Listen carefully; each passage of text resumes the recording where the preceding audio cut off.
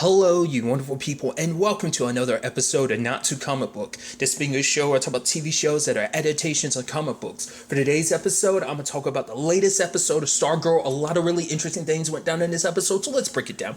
Well, first and foremost, we're picking up after last week's episode, and I thought it was kind of interesting. We see Pat driving like crazy. I was like, oh, is he about to drive like Courtney to the hospital? What? And then he goes for the light pole. I'm like, what is... Right, got a cover. I was like, good, okay, good thinking. I was wondering how you were going to explain those wounds and stuff like that. So he makes it seem like a car accident. He calls Barbara up to make it seem like, oh, it's okay, like everything's fine.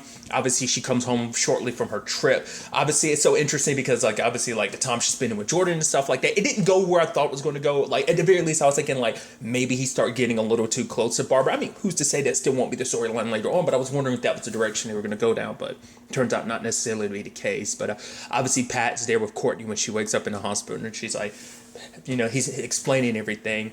And obviously for him, it's like it terrified him in this moment because it's like above everything else, it's like Courtney could have died, so obviously, it terrifies him. So it's like, he's like, I'm done. We should be done with I'm not talking about this with the lying is what I'm talking about. We need to tell your mom the truth. But she's like, no, because if you tell mom, she'll stop all of this. And she said a line I thought was so interesting and so powerful. She's like, I need this. I was like, wow. I mean, to be fair, when you look back on it and everything, grand scheme of things, like, it kind of makes sense that she needs it. I mean, everyone in this group is getting something from this. Like, obviously, even Pat, all of this is about, getting justice for, the people he considered a family, his friends. For Courtney, it's like, it gave her a purpose. It gave her the ability to do something right, especially because she knows, like, oh, my dad died. That's why my dad wasn't in my life. He died because of them. Rick's out purely for revenge. Yolanda is finding herself, like, it made her feel, she had lost herself so long and she kind of found herself again through this. Beth, feels like she's to an extent not alone anymore. She kind of has friends. She's gained more. She's always kind of, sadly, been a little to herself. All she had was herself and her family, her parents. So that was all the people she has. But now she has extra friends and everything. She has Chuck. So I just thought that was just, like I said, it's just interesting that literally everyone's getting, so this whole superhero thing holds a lot of weight for a lot of people, so it's just interesting getting that perspective from Courtney. And then I also thought the whole situation with, like, Rick and the others because Rick was, like, super pissed. He's like, we need to go find Cindy and we need to take her out, because the fact of the matter is he was pissed. It's like, because for him it's like this, Courtney could have died, and I'm sure for him it just makes him think of, like, the original JSA, in particular his parents were killed by these people, and for her to potentially associate it with them and having almost killed Courtney. But obviously Beth being the voice of reason, being like, I get it, you're mad, but she's like, you want revenge.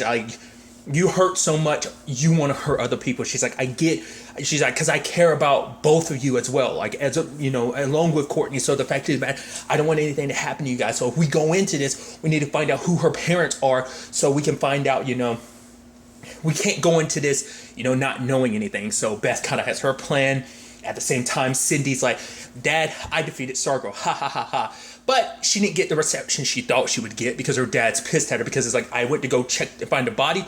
Lo and behold, look, it's not there. Plus, you went out there, you could have easily exposed everything we were a part of. Because let's not forget, it's not like she was wearing a mask either. Cindy was just out and about as Cindy doing supervillain stuff. It's like, so, like, who's to say, like, who could have seen you and everything? So she jeopardized everything, and it's like, now I'm gonna have to explain to the rest of the ISA about your actions, and that now you may never get on seat. And she's trying to plead her case, because it's like, you're very good at hurting people. And she's like, I told you, stop bringing up mom. And he's like, I didn't bring up your mom, obviously, in this but she's like, look at you trying to be all passive aggressive about it. But what was interesting, he's basically go upstairs, and then, like, he's like, don't make me take off my mask, which I'm like, whatever it was terrified her. It shut that down quick. So I'm like, immediately my brain is like, what the hell's under that mask? I mean, just from the little eye hole things we can see, he looks lizardy. So part of me thinks, is he some kind of, like, mute? Like, part of me is like, is he kind of almost like a dragon or something? Is he going to, like, breathe fire out of it? I mean, the staff and everything would make you assume that. So, and, something terrifying, lizard-like, I would assume it'd be a dragon. So I'm like, I'm assuming that's what it is. We still don't obviously know the full scale of Ito's stuff. We learned about him later on. I'll go ahead and jump to it, but it's like we learned that basically he was basically a mad scientist. He did a lot of experiments in like the 30s and stuff like that, killing a lot of people, but he was executed. So I'm like, okay, so was he brought back to life? Like, did he experiment on himself? And when he got executed, he came back to life? Because obviously his daughter's got like the whole like massive like recovery ability. So I'm wondering, is that his actual daughter? I'm assuming it actually is. Makes you, because it seems like he experimented on her. So maybe whatever he did to himself, because that was from the 30s and he's still kicking. Like, that's what, 80 plus years or whatever, right? So it has to be a situation that he kind of has a form of immortality now. Or maybe it just, at the very least, he doesn't age, you know? I mean, to be fair, but once again, if she heals her wounds, so I don't think that's something probably specific to her, that either something that he genetically passed down to her, kind of like a metahuman ability, but it seemed like the way he was talking, it was more of an experimental thing. So I'm assuming whatever, like I said, whatever he did to hit himself, he did to her.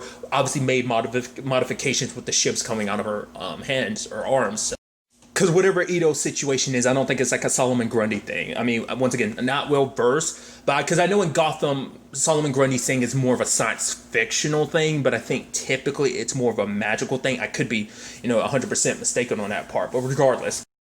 I also thought it was a really, really sweet scene between Mike and Courtney, because for him, kind of apologizing about, he's like, I'm sorry about last night. She's like, what, you weren't in the car? It wasn't your fault for the accident. He's like, no, about the things I said, because for him, it's like, it's just, I would never want my dad around. I always say stuff like that, but for so long, it's just been him and me, so having to actually share him, it's not something I'm really, used to. And she's like, no, I totally get it, but him being like, yeah, but I'm glad he's your dad too, because, that makes you my sister. And he's like, that's pretty cool. And she's like, thanks, little bro. I was like, the feels, it's so warm and beautiful. Oh, I love that. I thought that was kind of neat. I might be reading too much into this, and I'm wondering about that. Like, there's a whole situation with Barbara being like, you let her drive at night. He's like, yeah, I know, it was a stupid decision. Part of me's like, sadly, like, the secrets are going to eventually, like, affect everyone's relationship, because obviously it's like, she's going to start feeling like Courtney and Pat are hide. Like, I think maybe to a small extent, maybe this is me once again overthinking it, but I think what Mike felt about Pat, Barbara might start feeling about Courtney, like, oh, she's spending so much time with Pat, she's not really talking to me as much as she used to. I mean, once again, we don't know, like, a lot of Barbara and Courtney's dynamic before Pat. We only known kind of after, but maybe a lot of that, like I said, just part of me wonders about it, because even she brought it up last episode. Wait, you're going to teach her to drive? Almost kind of like, no, shouldn't that be my job? Oh, sure, Pat. So it's like it made her feel, I think, a certain type of way. Understandable, because it's kind of like that's why I get the feeling. Like I said, I could easily be reading too much into it, but it's just like, eventually it's probably going to like. Because also, let's not forget, once again, that's her daughter too, so it probably makes you feel even more weird and more scared. I don't know, it could easily turn into a very interesting and complicated dynamic, going forward. So, but obviously, Pat ended up following. He ended up going over to Cindy's house, and lo and behold, who you see outside? Rick and Yolanda, and it's like, what are you doing? Yeah, Beth went over there, and it's like, no, Pat's trying to run over Beth. Come on. She's like, too late. Cindy's stepmom opens the door, and it's like, oh, yeah, we got to go. Yeah, hi, I'm Bev. I'm here for cheerleading practice lessons, because I want to join the cheer squad. Obviously, I need, after lessons and stuff like that. So Pat ends up having to pretend to be her dad. It's like, yep, this is my little angel. So that's an interesting dynamic they have to create. And but obviously Beth is using the goggles trying to find out. It's like she can't. And I think that's an interesting thing too. It's like, wait, there's like no records on who this woman is. So it's like, it seems like Ito kind of makes people. It seems like that's kind of its thing. Which, I mean, that's what I was kept thinking, like, is Cindy actually his daughter, or is she just an experiment he made to be like, oh, you're my daughter? Because there's a whole thing with her mom, too, so that makes me think there is probably more legitimacy to it. But, like, I would assume, like, he kidnaps people and then, like, makes them into his experiments, like her stepmom. Or maybe it's a thing of maybe they are just purely made. I mean, they are made to serve him, but I don't know, like, whether they're just, like they see, I'm assuming, because I've got the word in my head right now, homunculi, very much like, Full Metal Alchemist style, makes me wonder, But either way, Beth is doing some snooping. I even like later on, there's this moment where it's just like, oh yeah, like Pat's fixing stuff below the sink, and then like, what's her name, Bobby, is checking him out. And she's like, oh, I'm sure enjoying the view. Pat's almost like, whoa, oh, yeah, I gotta go. Yeah, your thanks is good enough. And it's like, that's interesting. I mean, to be fair, she doesn't really have anyone. She's just there to be there for Ito, probably not in, any shape or form, not any emotion or compassion. So she's just kind of supposed to be kind of like I'm here to be kind of like, I fulfill a certain role. That's all I'm here for. So maybe like other human connections is kind of what she's looking for, because she's just there to serve Cindy and Ito. So, so I just thought that was kind of interesting. But obviously, there's also the scene with Cindy showing up. I was like, oh, I like that, because it's like, wait, what? And then she's like, oh, I heard about the car accident. And I was like, is she messing with Courtney? I was like, oh, I guess she doesn't know. She's like, I'm sorry. She's apologizing and stuff. And you could tell it makes Courtney feel weird, because it's like, oh, you're apologizing and stuff like that. That's cool. We would be cool if it wasn't for the fact that you tried to kill me last night. So, but then Cindy just kind of, she's eating. She's like, I don't like this particular flavor. You can have it. She's like, thanks. Oh, cherry. I found. Oh yeah. It's like, what? What's happening? I was like, dude, this is going to create an interesting dynamic, dude. Holy crap. The fact is that I was like, holy crap, that she's going to be your friend as Cindy and Courtney are going to be friends, while being Shiv and Stargirl making you enemies. I mean, it's happened before, but I was curious about it. And then she's like, well, right now I need a friend. Just like all this stuff, about Henry, about Jenny. It's like, oh, cool. Also, your staff is pretty cool. Stargirl was like, okay, there it is. She was being a dick and just playing along. It's like, did you not think I wouldn't know it was you behind that stupid mask? Which I love that, because it's like, I'm around you enough to know what you look like. So like, without the mask on, it didn't take much to realize that it was you behind the mask. I like that. So it's just like, huh. So she's like, so don't worry, I'm not going to tell my dad, because obviously they won't, because if she's able to handle this on her own, because if she tells the ISA who she is, they'll just come take care of it herself. She'll miss her opportunity to sit at the table herself. So she wants to handle this herself. So I was like, I'll come back for you after I've killed your friends. So obviously Yolanda gets a text from Courtney like, oh, Cindy knows who I am. Cindy goes back home. Beth, Rick, and Yolanda were able to kind of get out of there before things happen. I love that whole thing of, I'd actually skipped over it, because she actually went into the basement area, and I think she heard Solomon Grundy. She didn't realize that, but she was like, nope, and ran away. I was like, self-preservation is always a great thing, especially in a case like that, because the last thing you want to do is go too deep in that lair and find every bad guy possible. But luckily, when it was all said and done, I like the combo of just like Yolanda throwing her out Beth out the window, Rick catching her, and I was like, yeah, teamwork. And Pat's like, all right, let's get out of here, because I think he immediately recognized Ito, because he's obviously he has a lot more experience with the ISA than anyone else. But Courtney ends up going to the staff. I'd actually skipped over it, and I thought this is actually a really important thing. It's a conversation between Pat and the staff. I thought that was interesting for him to be like, I know we haven't always gotten along. In fact, I think you never actually respected me much, just by your actions and stuff like that. But for him, it's like, this is obviously about someone we both care about. The fact of the matter is, I get it. You want justice for Sylvester, but he's like, at the very least, Sylvester had been doing this whole like hero thing for a while, even before the JSA situation. So he had experience. He knew what to expect. But Courtney, she's still young. She still has so much to learn. So rather than pulling her in the direction of danger, just get her out of there if things become too much. Protect her. And he's like, if you understand me, just do something. And it does nothing. And he's like, all right, Pat. You're losing your damn mind. You're just talking to a staff. You're losing it. And then he was leaving, the staff kind of lit up, because it's like, I think it would recognize what Pat was saying, kind of, because I think it was feeling guilty about the fact is, yeah, it never crossed my mind to think, because the staff is sentient. It's like, it probably does want to take down the JSA. It's like, no, we got to take down the bad guys. Need to get revenge for Starman. Not necessarily revenge, but justice. We need to do right by Starman and the JSA. So like what Pat feels, it feels, because it was just as much a part of the JSA as Pat was, even though he was kind of allocated just the sidekick status, but still.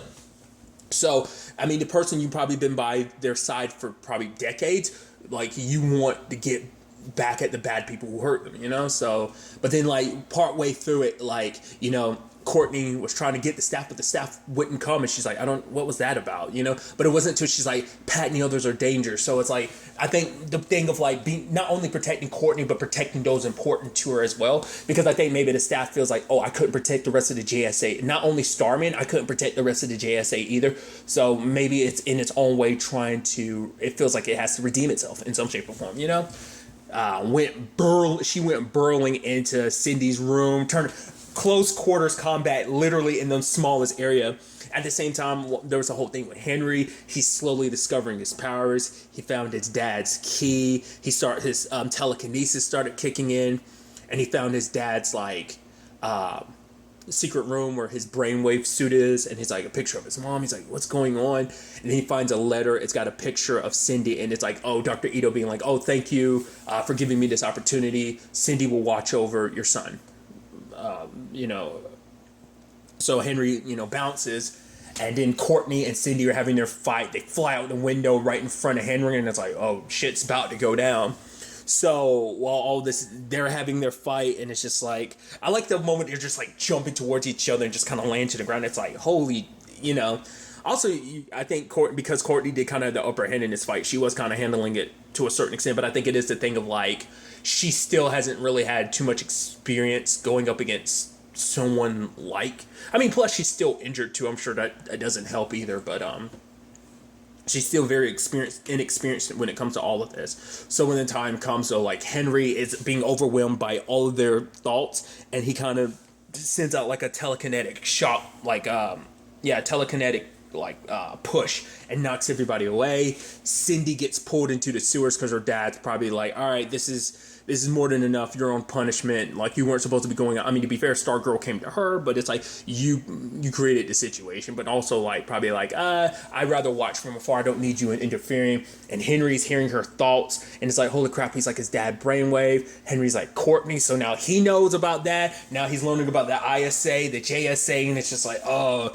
Part of me wonders, is he going to go full super villain like his dad, or will he, because Cindy's like, we're in this together, like, help me kill her, like, we're on the same side in all of this. So it's like, obviously Henry's still confused about all this, but we see that Ito's watching, so he knows that, so Cindy was wrong. Henry's got his powers like his dad. The thing is, they needed brainwave for their plan. Now that Henry's got his powers, they don't need his dad anymore. Something else I should also circle back to, because it's like early in the episode, but I let it slip my mind. We kind of see that, obviously, we see that Jordan is still about revenge, because obviously, because he's talked about the fact that the past 8 years, he's been going around making everyone that had anything to do with his wife's death suffer. Could we basically find out the company this dude Riley works for is called Bannerman, and basically they bulldozed a dump site and then built a school on top of it, and his wife got sick. It's like a lot of innocent people get sick and die, like my wife. The fact of the matter is, the country I want to build is not going to have companies like you. So that, and once again, I think their motivation is so interesting, because once again, they're trying to build a better country. It's like, who are you to, because it's like, you can make the argument where it's like some of the stuff they're probably trying to do, you could be like, okay, I can see where they're coming from. Obviously, they're going at it a very extremist and very bad way, but at the same time, it's that thing of, I think that's the interesting thing about a supervillain, when you're able to make them someone that you can relate to. You're like, once again, not everyone would agree with it, but a lot of people could understand where Thanos was coming from, of like, okay, you're trying to save the rest of the world. But once again, the same thing that got applied to him gets applied here. It's like, who put that burden on you? No one told you to take it. Like, what gives you the authority? Because you can see what other people can't. Obviously, like, Jordan's coming at this from the perspective of revenge. So once again, it's so interesting, because you want revenge, and obviously Rick wants revenge. So it's just, to a certain extent, Courtney wants justice, but some people could probably make the argument, that's close. It's different, but someone will probably still label that as revenge, even though it is different. But it's just the interesting parallel to that. Also, it's cool to actually see, because we've never seen his transformation, so it's actually kind of neat to see, his skin kind of crack. Because part of me was thinking, is his skin going to, crack off? But it cracks, and then it goes full-blown ice, and just with the breath, freezes the dude to death, So it's like, I don't know, that's just him just casually crossing his legs after him, just casually murdering a dude with my cold breath. I don't know why. It's just I don't know, that's cool villainy. It's weird to say that, I know, but I just thought that was such an interesting thing to also show, his need for revenge. It goes hand in hand with what they're trying to do with this new America. It's trying to get rid of trying to get revenge, while also making sure companies like Bannerman don't exist anymore in the country they're trying to build. So it's kind of like two birds, one stone type of situation. So regardless, A lot of really interesting things. I'm very curious to ultimately see where all of this ends up taking us going forward into the next episode. But really, that's all I want to talk about. Until the next time we meet, be happy, be safe, live life to the fullest, and enjoy it. Good day, and goodbye.